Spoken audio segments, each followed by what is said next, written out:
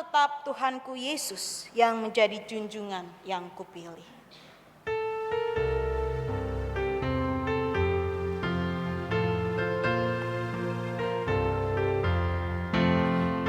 Tetap Tuhanku Yesus yang mengisi hidupku. Kau Rajaku selamanya, Kau tetap junjunganku.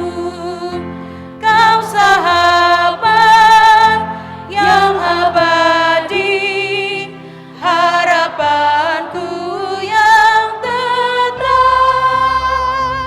Dalam suka maupun duka, Yesus kawan yang akrab.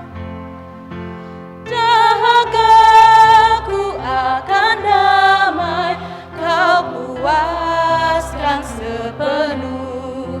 Aku yang menua hati, Kau beriman yang teguh. Kau sahabat yang abadi, harapanku yang tetap. Dalam suka maupun duka, Yesus kawan yang akrab.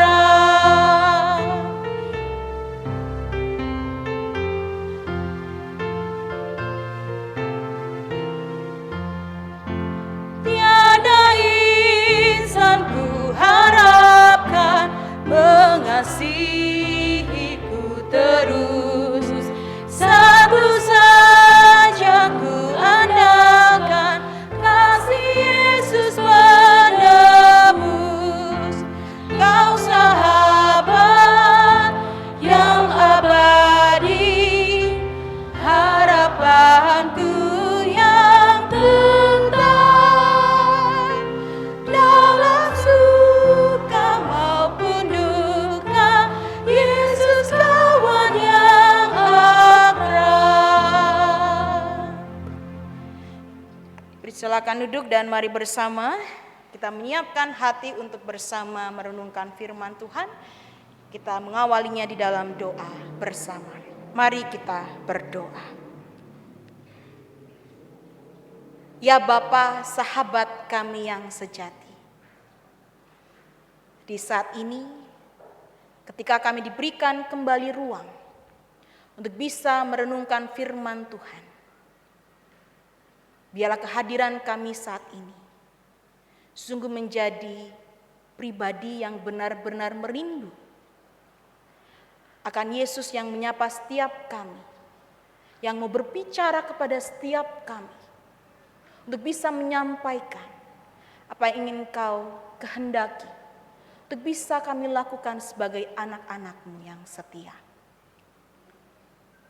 Biarlah kehadiran kami saat ini menjadi bukti cinta kami yang tidak hanya berhenti dengan kesediaan kami untuk mendengar firman-Mu, tetapi dengan pengertian dan hikmat yang dari Tuhan, juga cinta yang Tuhan luapkan dalam hati setiap kami. Bukti cinta itu kami juga nyatakan ketika kami kembali melanjutkan kehidupan kami, ibadah kami yang sejati. Kami menjadi pelaku-pelaku firman Tuhan, penyambung-penyambung damai dan berkat Tuhan lewat seluruh kehidupan yang kami saksikan di dalam kehidupan kami hari lepas hari. Kiranya Roh Kudus menolong kami untuk bisa mengerti dan juga untuk bisa menjadi pelaku firman. Kiranya Roh Kudus juga menolong hamba-Mu untuk bisa menyampaikan apa yang sungguh menjadi kehendak-Mu, bukan kehendak hamba-Mu. Terima kasih Tuhan, inilah setiap kami yang sudah siap dibentuk dan disapa di dalam dan melalui firman-Mu saat ini. Bersabdalah, sebab kami siap untuk mendengarkannya. Amin.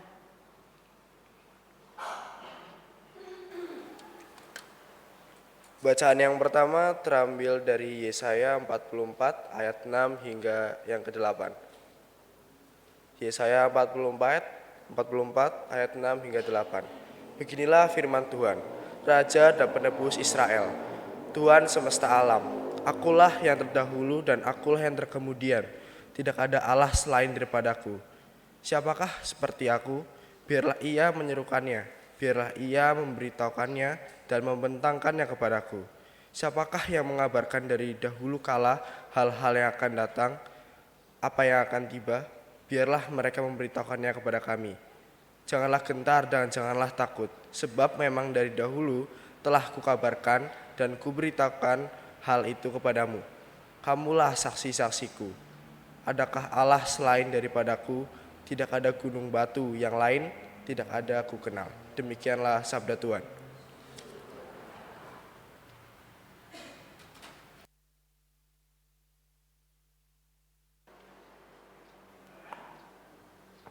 Mari kita menanggapi sabda Tuhan dengan menyanyikan Mazmur 86 ayat 11 sampai 17.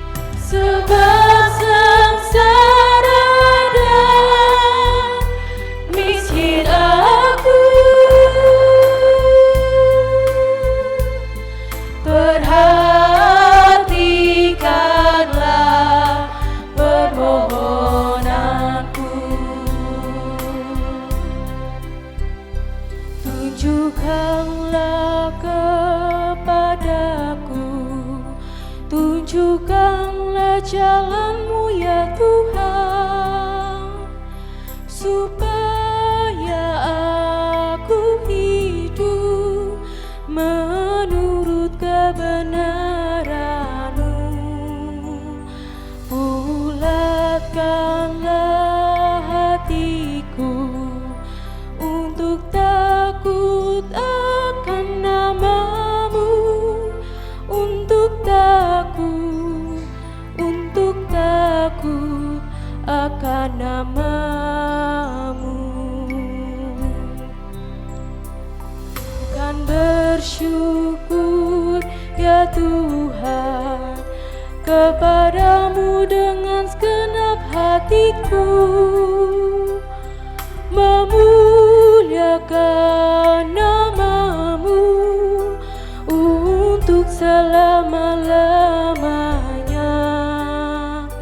Sebab kasih setia-Mu besar, dan Engkau telah bebaskan nyawaku dari dunia orang mati yang paling bawah.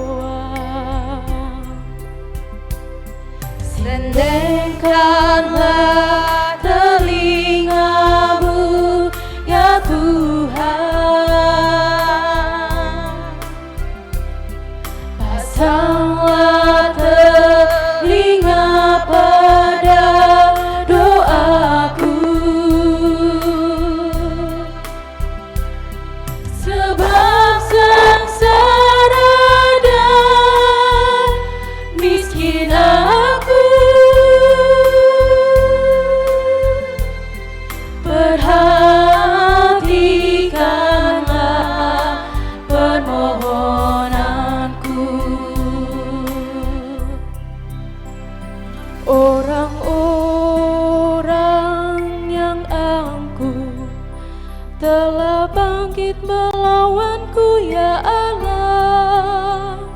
Gerombolan orang sombong ingin mencabut nyawaku, tetapi Engkau ya Tuhan, Allah yang penyayang dan pengasih, panjang sabar dan berlimpah kasih setia.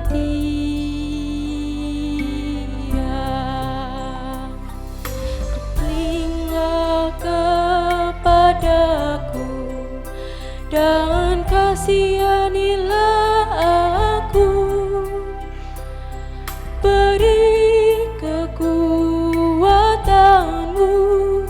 kepada hamba-Mu, dan selamatkan ya Tuhan anak lelaki hamba-Mu perempuan, selamatkanlah putra hamba-Mu perempuan.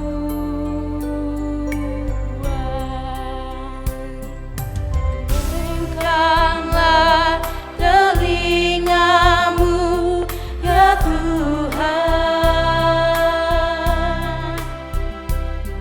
pasanglah telinga pada doaku, sebab sengsara dan miskin aku. Perhatikanlah permohonanku, lakukanlah kepadaku suatu tanda kebaikan, supaya yang membenciku melihat aku dengan malu, bahwa Dikau ya Tuhan telah menolong dan menghiburkan aku. Engkau Tuhan telah menolong dan menghiburkanku. Sediakanlah telinga-Mu ya Tuhan, pasanglah telinga pada doaku, sebab sengsara dan miskin aku.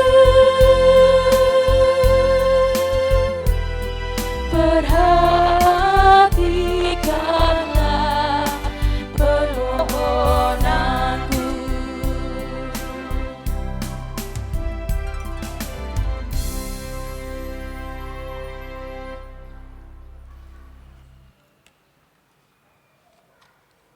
Bacaan kedua terambil dari Roma 8 ayat 12 sampai dengan 25. Roma 8 ayat 12 sampai dengan 25 demikian.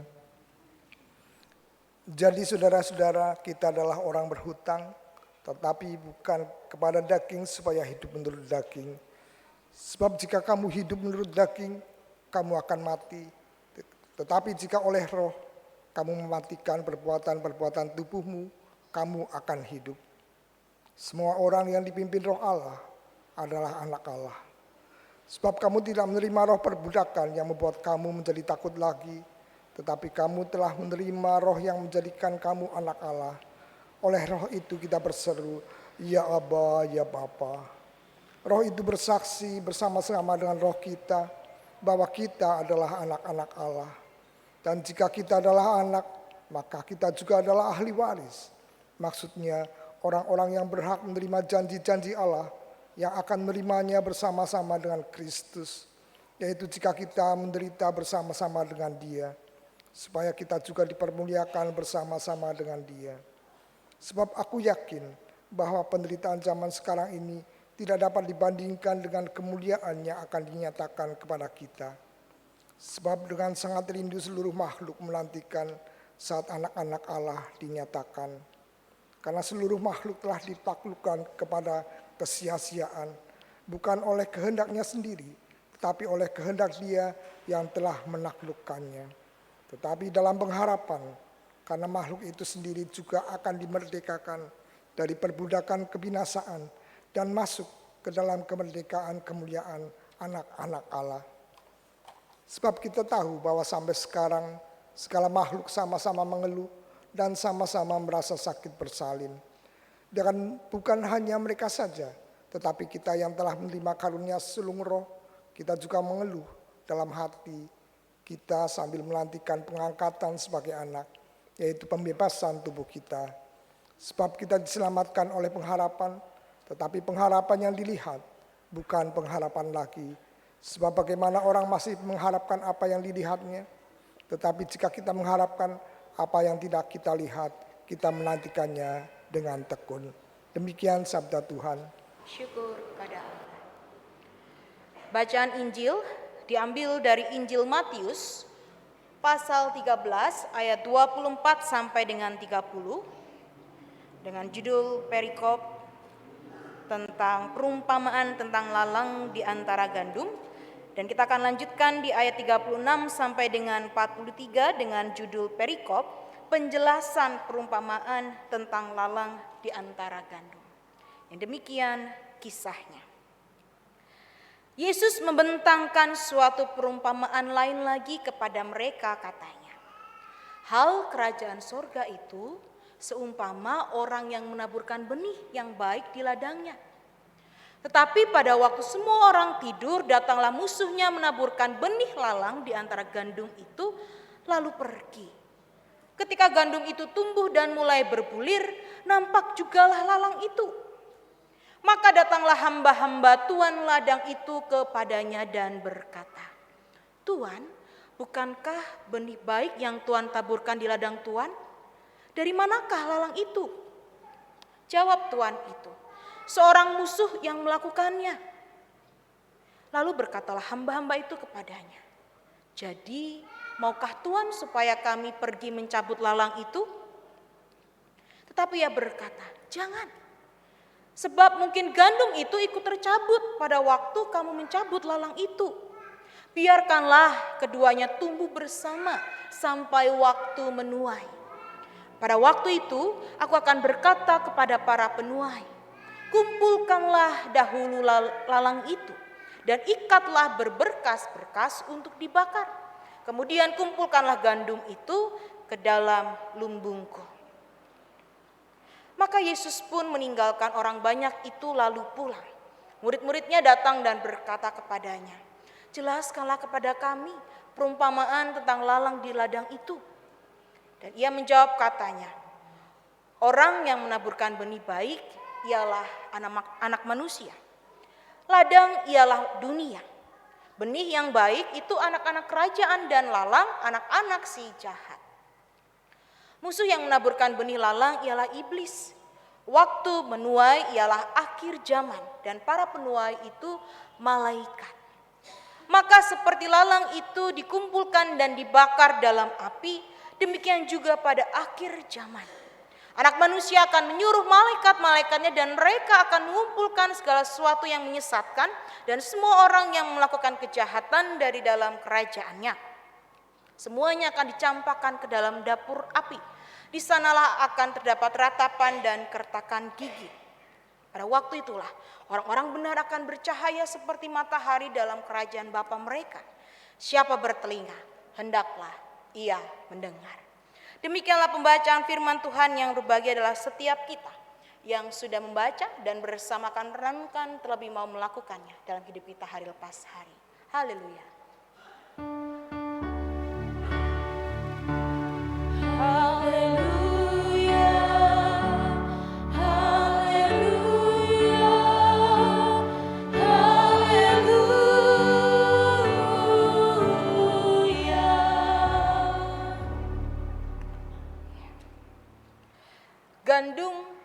yang bertumbuh di tengah ilalang. Bapak Ibu Saudara yang dikasihi oleh Tuhan, mungkin buat kita tidak asing lagi kalau kita melihat media sosial belakang ini sempat diramaikan dengan satu pemberitaan ketika ada seorang ibu yang pulang dari luar negeri kembali ke Indonesia dan kemudian memamerkan emas yang begitu banyak yang menempel di tubuhnya. Kita tahu ya, Bapak Ibu sudah punya gambaran cerita ini yang sampai viralnya kemana-mana, beberapa kali diposting lagi, karena menunjukkan wah ibu ini hebat sekali nih ya. Dari atas kepala sampai ujung-ujung jari semuanya ada emas di tangannya. Tapi ternyata saya baru tahu belakangan bahwa setelah diselidiki, apa yang dia pakai, apakah benar-benar emas? Ada yang mengikuti beritanya? Ternyata itu hanyalah imitasi. Yang aslinya dia harus sampai membayar pajak sekian ratus juta, kalau tidak salah ya saya membaca beritanya, akhirnya dibebaskan.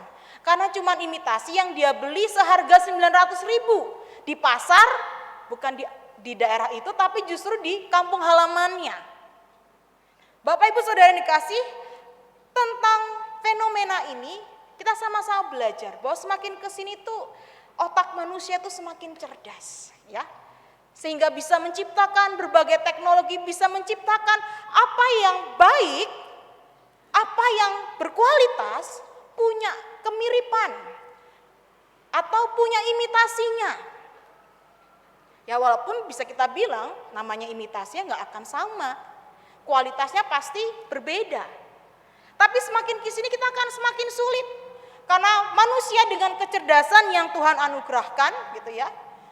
Tapi ada baiknya juga ketika dia bisa mengolahnya dengan benar, tapi juga ada tidak baiknya ketika dia menggunakan itu justru untuk meraih keuntungan. Sehingga kita, para konsumen, para penikmat gitu ya, pemakai produk, jadi bingung mana ini yang asli, mana yang imitasi. Kita sampai bingung, ada dalam tekanan untuk bisa membedakan, aduh, saya pengen yang berkualitas ini, tapi yang mana? Saya nggak mau rugi, jangan-jangan yang punya saya itu malah sesuatu yang imitasi, sesuatu yang palsu.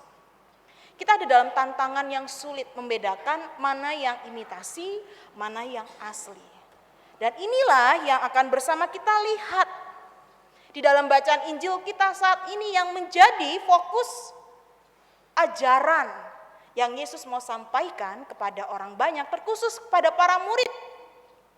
Karena saat itu ketika Yesus menjelaskan perumpamaan tentang gandum dan lalang, dia menjelaskan kepada banyak orang, tapi tentang artinya itu yang tadi kita sudah baca di ayat 36, dia hanya jelaskan kepada para murid. Karena apa?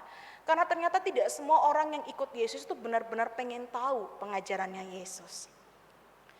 Itu kenapa Yesus kemudian menjelaskannya kepada para murid yang benar-benar pengen tahu apa yang Yesus ajarkan. Nah, apakah kita juga demikian? Kita menjadi para murid yang juga benar-benar pengen tahu apa sih yang Yesus ajarkan. Dan tidak hanya pengen tahu, tapi juga menghidupi. Dan semoga itu yang bisa kita hidupi juga saat kita saat ini diberikan kesempatan untuk bersama tahu ajarannya Yesus.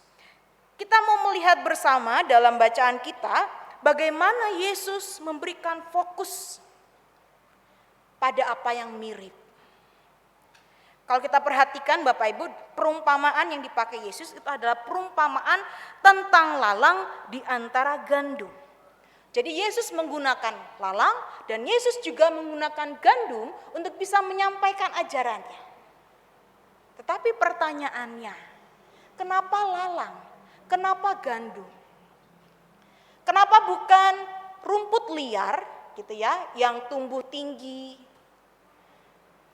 Tapi bukan itu, tetapi lalang yang disandingkan, yang hidup bersama dengan gandum. Atau kita cari contoh yang lain. Kalau kita misalnya membandingkan tentang buahnya. tadi dijelaskan gitu ya, bahwa gandum pada masa panen ia akan berbulir. Berbulir artinya dia ada buah, ada isinya gitu ya. Tapi kenapa gandum dan lalang atau ilalang? Bukan gandum dan mungkin buah ara yang jelas-jelas secara tampak itu sudah lebih besar daripada bulir-bulirnya gandum. Kenapa harus gandum? Kenapa harus ilalang yang dipersandingkan?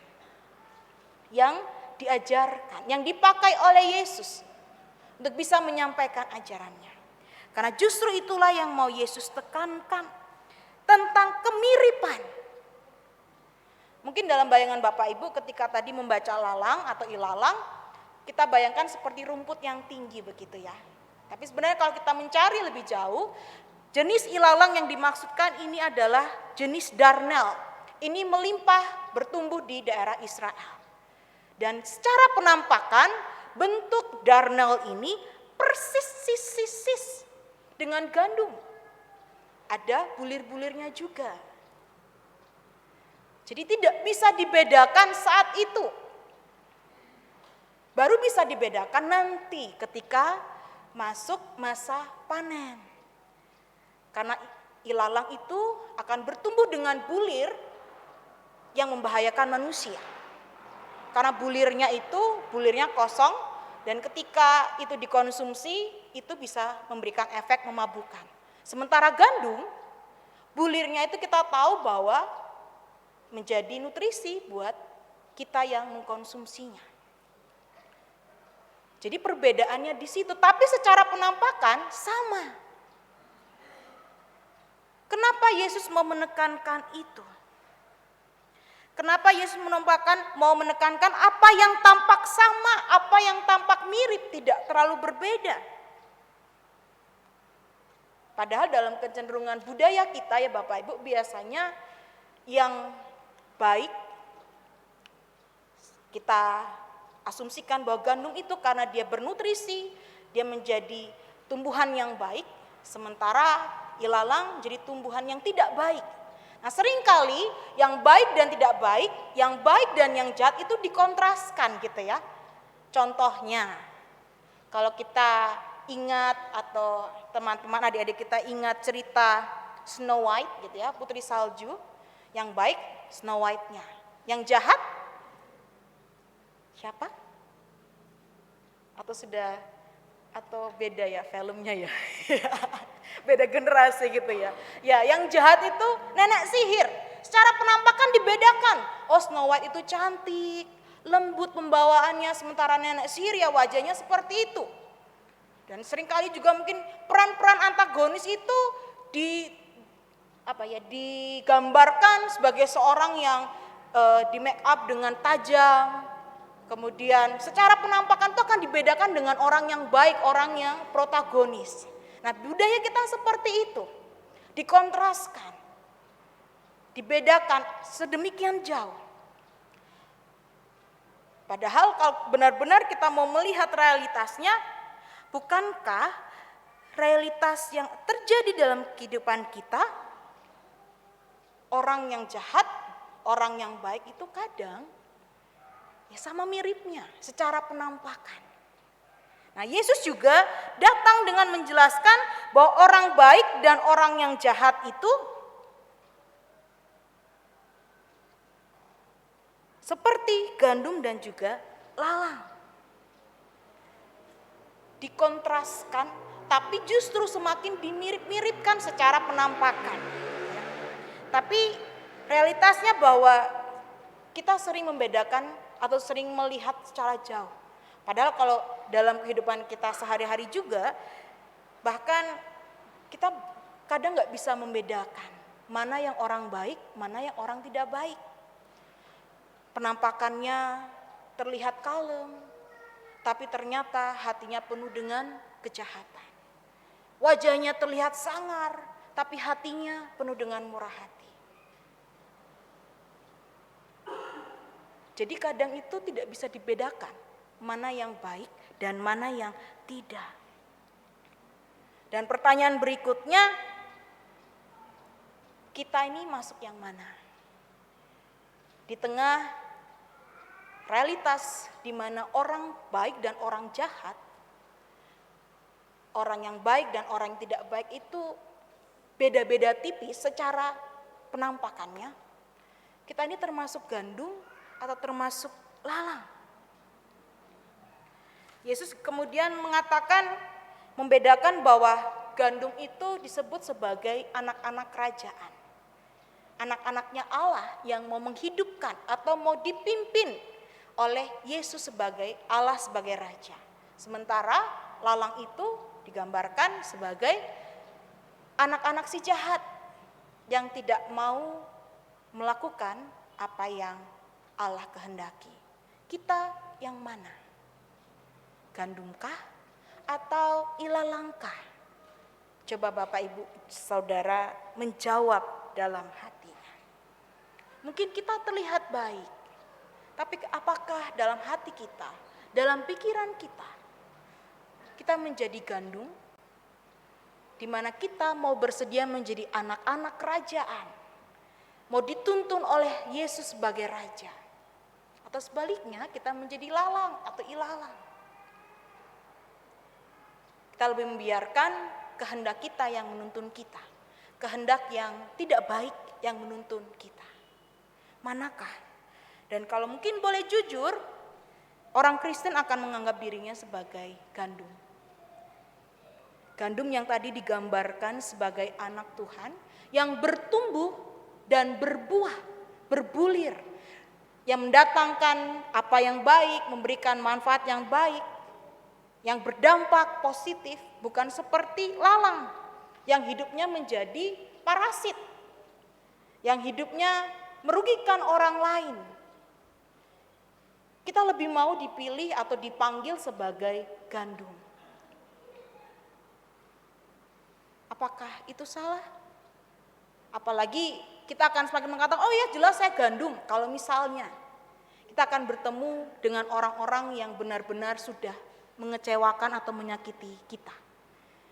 Dengan mudahnya mungkin kita akan mengatakan, oh dia ilalang, saya gandumnya.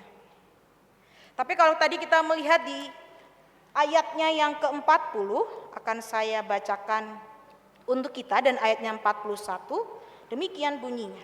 Maka seperti lalang itu dikumpulkan dan dibakar dalam api, demikian juga pada akhir zaman. Anak manusia akan menyuruh malaikat-malaikatnya dan mereka akan mengumpulkan segala sesuatu yang menyesatkan dan semua orang yang melakukan kejahatan dari dalam kerajaannya. Di sini dikatakan bahwa yang melakukan pemisahan itu siapa? Apakah dikatakan di sana adalah para penuai yang disebut sebagai malaikat-malaikat? Iya, tapi itu juga karena perintah atau atas izin anak manusia.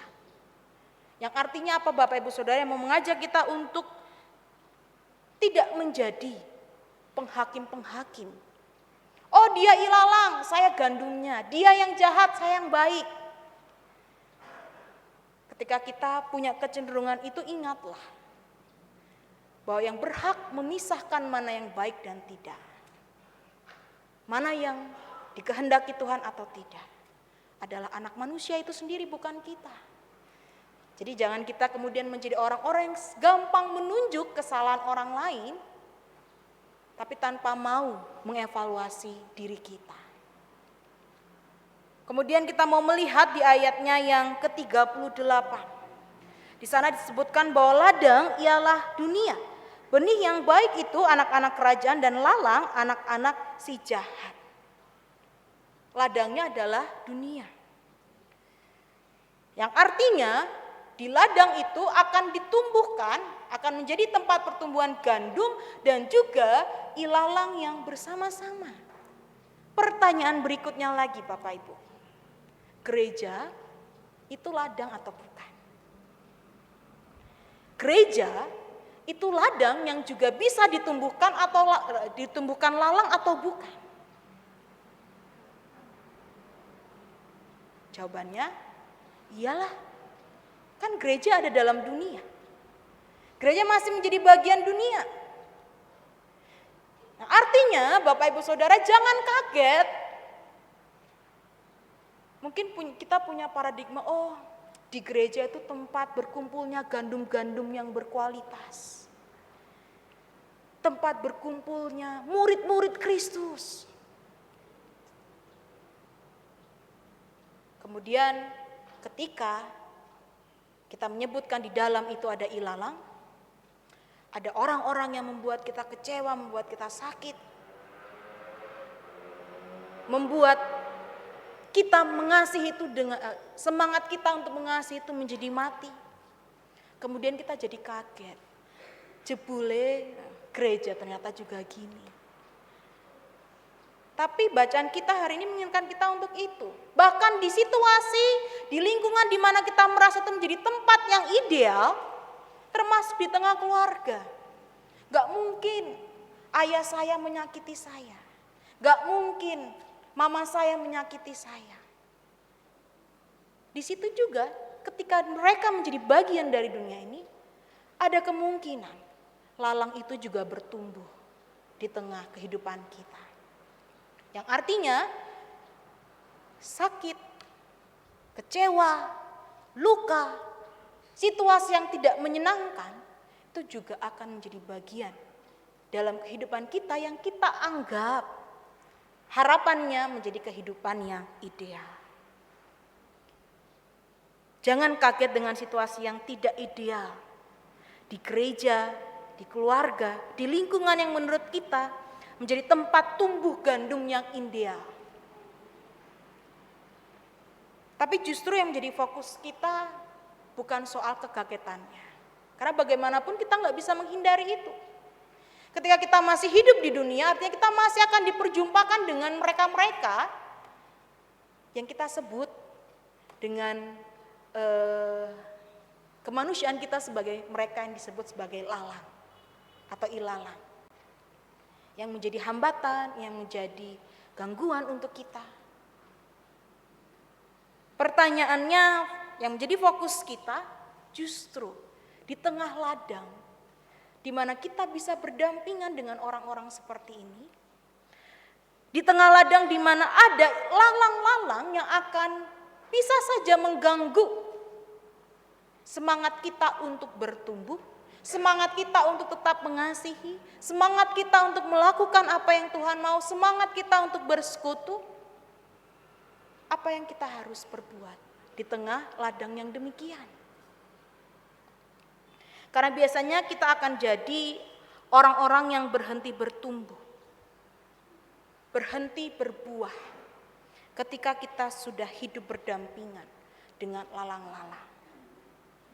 Bukannya nggak mau melayani, tapi ketika di pelayanan justru semakin banyak orang yang tidak menghargai saya, Bu.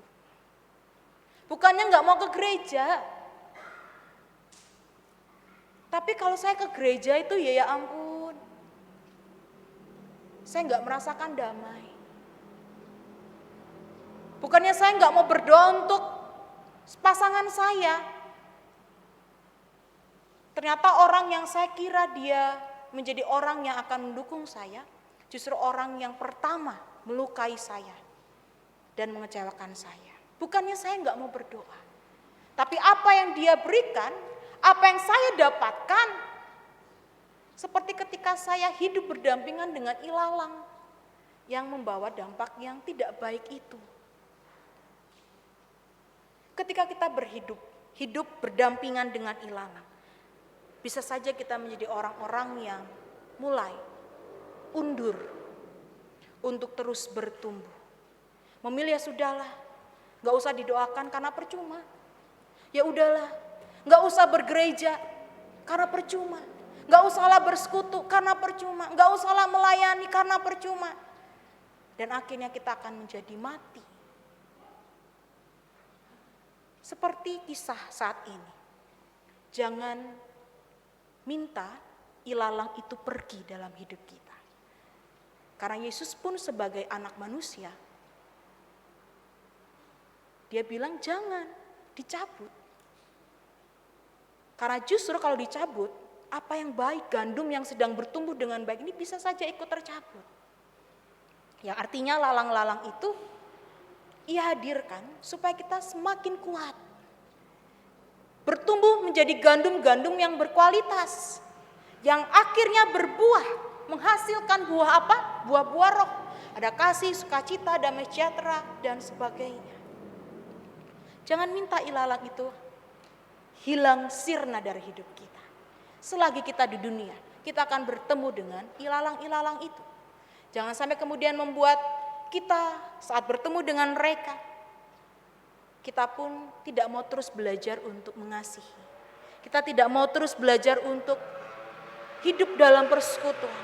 Kita tidak mau terus belajar untuk saling merendahkan hati. Jangan sampai itu terjadi. Karena yang Yesus mau, yang jadi bagian kita, bagaimana kita setia, bertumbuh menjadi gandum yang nantinya akan berbulir dan berbuah. Tidak mudah memang. Tapi bacaan kita di hari ini, di bagian yang lain mengingatkan kita untuk selalu menyendengkan telinga kita kepada Tuhan. Merendahkan hati kita, minta pimpinan Tuhan. Ketemu orang yang menyebalkan itu memang menggemaskan. Ketemu orang yang melukai kita itu memang tidak menyenangkan. Tapi lihatlah dia sebagai cara di mana Tuhan membentuk setiap kita untuk menjadi orang-orang yang lebih sabar, lebih mau belajar mengampuni, lebih mau belajar arti kasih yang diberikan secara tulus tanpa mengharapkan kembali. Di situ kita akan semakin dibentuk menjadi gandum-gandum yang berkualitas. Karena itu, selamat hidup berdampingan dengan ilalang-ilalang yang ada dalam perjumpaan kita sesehari. Tetapkan, arahkan hati kita kepada Tuhan yang maha murah, yang maha kasih, yang maha mengampuni, yang maha kuasa yang melindungi kita. Supaya kita dimampukan untuk tetap bisa mencintai, untuk tetap bisa melakukan apa yang tetap Tuhan mau untuk kita lakukan. Selamat bertumbuh di tengah ilalang. Tuhan memberkati kita. Amin. Saat teduh untuk kita.